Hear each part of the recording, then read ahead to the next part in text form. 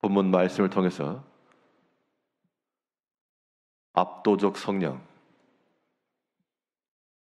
압도적 성령이란 제목으로 하나님의 말씀을 증거하겠습니다. 우리가 성령에 관한 말을 할 때 성령의 충만이라, 성령의 충만을 받아야 될 것을 이야기합니다. 충만이라고 말할 때는 정적인 그런 면을 보여주는데요. 그런데 실상 성령의 충만함이라고 하는 것은 내 가만히 있는데 무엇인가 채워졌다, 그런 의미가 아니라 여기에는 동적 의미가 있는 겁니다. 우리가 성령의 충만이라고 하는 이 말을 그 성령께서 우리 가운데 임하실 때 그 압도적 성령이 우리 마음을 지배하고 다스리는 겁니다. 큰 파도가 밀려오는 것처럼, 육지 위로 바닷물이 넘쳐 흘러가는 것처럼 하나님의 영이 우리 가운데 조용히 들어오는 것이 아니고 그 영이 우리 가운데 충만하다 할 때는 우리 마음을 휩쓰는 것이며 우리의 생각을 다 쓸어버리는 것이고 오직 하나님의 영이 온전히 우리를 지배하는 겁니다. 그 동적 측면에서의 성령의 충만함이라고 하는 그런 의미에서 이 압도적 성령이 우리 삶 가운데 날마다 재현이 되어야 될 것인데요. 그러면 성령의 충만함 가운데 있다는 것, 그 하나님의 영이 우리를 압도하신다라고 하는 것, 우리에게 어떠한 변화를 가져오는 것인가? 오늘 본 말씀을 통해 살펴보게 되면 동적 성령의 충만함이라고 하는 것은 우리 안에 영의 마음이 가득해지는 걸 말합니다. 하나님의 영이 우리 가운데 임하심으로 이제 우리의 관심과 우리의 생각과 우리의 모든 향방은 육의 것과 땅의 것과 세상의 것에 기울어지지 않고 하나님의 것으로, 하나님을 향한 마음으로 전환되고 돌려지는 겁니다. 이것이 성령의 충만함에 이른 성도의 상태인 겁니다. 오늘 4절 보면 그들이 다 성령의 충만함을 받고,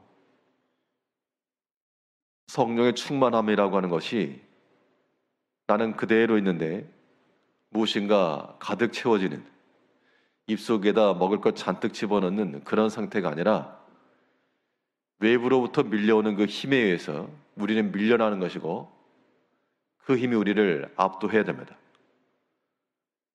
오순절 성령이 임하시는 그 사건을 보니까요, 2장 1절부터 보게 되면 오순절 날이 이미 이름에 그들이 다 같이 한 곳에 모였더니 호련히 하늘로부터 급하고 강한 바람 같은 소리가 있어요.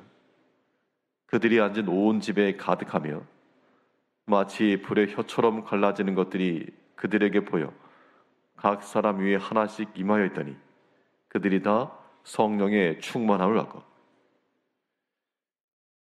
내 생활 그대로 있으면서 성령의 충만을 받는다, 그가 아니고 나는 여전히 가만히 있으면서 하나님의 영이 우리 가운데 임하였다, 그것은 성령의 충만함을 잘못 이해한 겁니다. 하나님의 영이 우리 가운데 임하실 때는 급하고 강한 바람과도 같아서 그 바람의 힘이 우리의 머리카락을 날리고 옷자락을 날리며 우리의 생각을 날리고 우리 마음속에 숨겨있는 모든 죄악된 것과 모든 불충을 다 날리는 겁니다. 그것이 성령 충만의 상태인데, 태풍이 휩쓸고 지나간 자리에는 폐허가 되고 쑥대밭이 되어 어지럽혀져 있는 그러한 결과가 나타난다면, 성령의 충만하심이 휩쓸고 간 자리에는 거기에는 우리의 평안한 마음이 드는 것이고 모든 염려와 불안은 사라지고 담대함이 생기는 것이며 세상의 것을 향한 그러한 마음이 사라지고 이제는 영의 일과 하나님을 향한 그런 생각들이 세워지는 겁니다. 우리가 두 주인을 섬기는 것처럼 세상의 것도 섬기고 하나님을 도 섬기고, 그것은 성령 충만을 잘못 이해한 겁니다. 하나님의 영이 우리 가운데 와서 우리 마음을 지배한다 할 때는 하나는 무너지는 겁니다.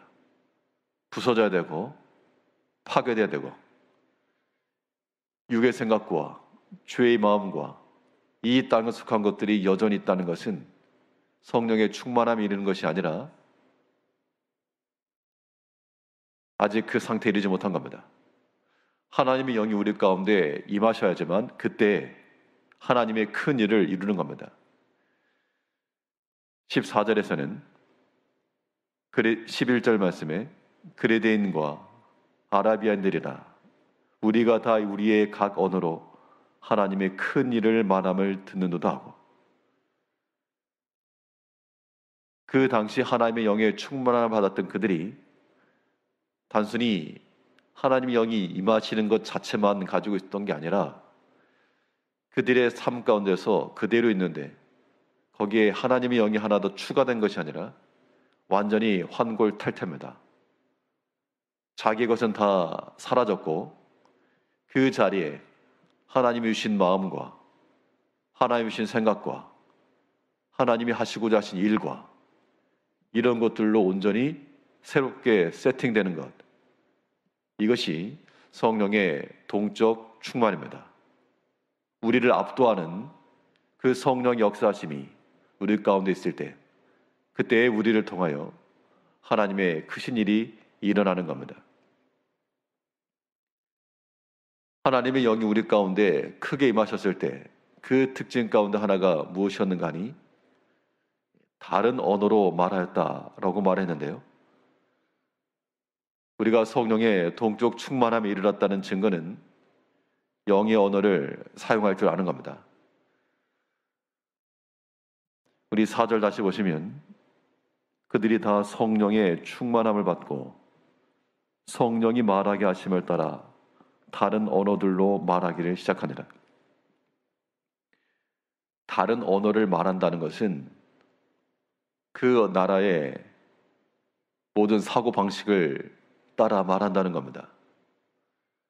우리가 외국어를 배운다 할 때 한국식 생각을 가지고 외국어를 배우려고 그러면 실력이 늘지 않습니다.